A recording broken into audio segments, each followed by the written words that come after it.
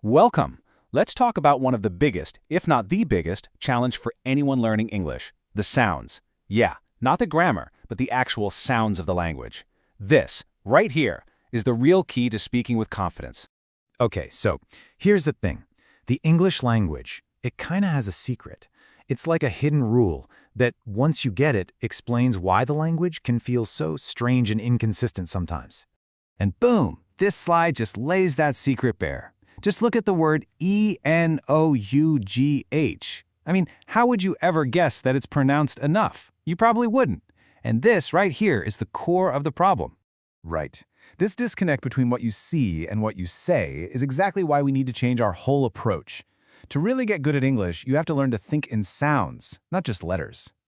This one simple sentence is the reason for so much frustration for learners. But here's what you got to remember. It's not you, it's the language. And today, we're going to make this weird feature work for you.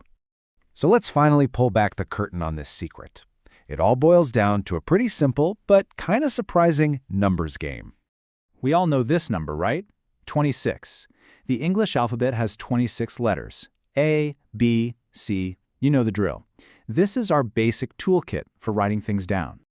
But here's the twist. Those 26 letters have to do the job of representing 44 completely different sounds. I mean, think about it. There are 18 more sounds than there are letters. So there's just no way to have a simple one-for-one match. This is where all the confusion comes from. Let's look at a perfect example. Take the letter C. In the word cat, it makes that hard k sound. But in city, it makes a soft s sound. It's the exact same letter, but it's making two totally different sounds. The spelling only gives you part of the picture. So, how in the world do we start to organize these 44 sounds? Well, we can break them down into two main groups. Let's start with the first group, which is often the trickiest, the vowel sounds. So what even makes a vowel sound a vowel? It's all about airflow. A vowel is a sound you make when the air just flows freely out of your mouth. Nothing. Not your tongue, not your teeth, not your lips is blocking it. It's just a pure, open sound. And check this number out. Of the 44 sounds in English, a whopping 20 of them are vowel sounds. Let that sink in. We only have 5 vowel letters, A, E, I, O, U, but they have to cover 20 different sounds. No wonder it gets confusing. This table gives us a quick little tour. You've got your short vowels, like the A in cat. You've got your long vowels, where you just hold the sound a little longer, like the E in C. And then you have these cool things called diphthongs, which are basically 2 vowel sounds that glide together, like the I in time. It's like 2 sounds smooshed into one. All right, we've met the vowels. Now let's move on to the second group, which is usually a bit more straightforward. Let's talk about the consonant sounds. So if vowels are all about that free-flowing air, consonants are the exact opposite.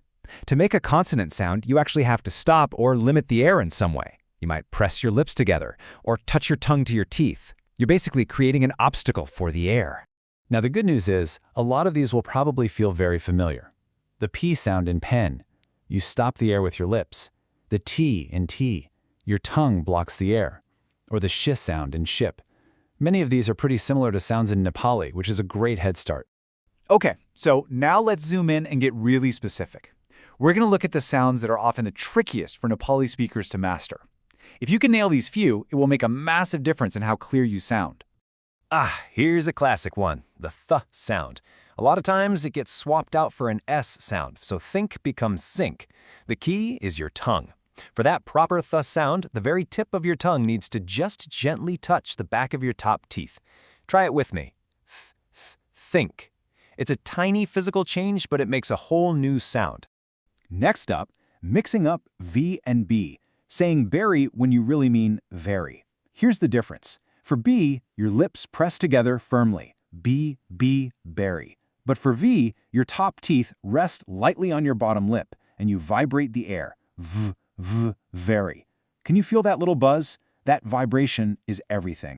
And finally, a subtle vowel difference that is so important. The A in bat versus the E in bet. The sound in bat is much more open. Your jaw drops down a bit for that ah sound. The sound in bet is quicker, shorter, more relaxed. Getting these two right makes you sound way more precise. So, after all of this, What's the big takeaway? Why does focusing on these tiny little sounds matter so much? Well, it's because this is how you truly unlock your English voice. The payoff here is huge, and it happens in stages. First, you get your pronunciation right. That helps you develop better listening skills, because now your brain knows what to listen for.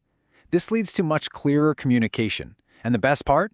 Your confidence in speaking just skyrockets. Let's end on this really powerful idea. The shortcut to speaking English more easily isn't memorizing more words. It's about mastering the 44 sounds that all those words are built from. It's just a much smarter way to learn. And with that, we're at the end of this explainer. The knowledge is officially yours now. So, thinking back to those tricky sounds we talked about, the th, the v, those vowels, what's the first one you're going to go and practice today?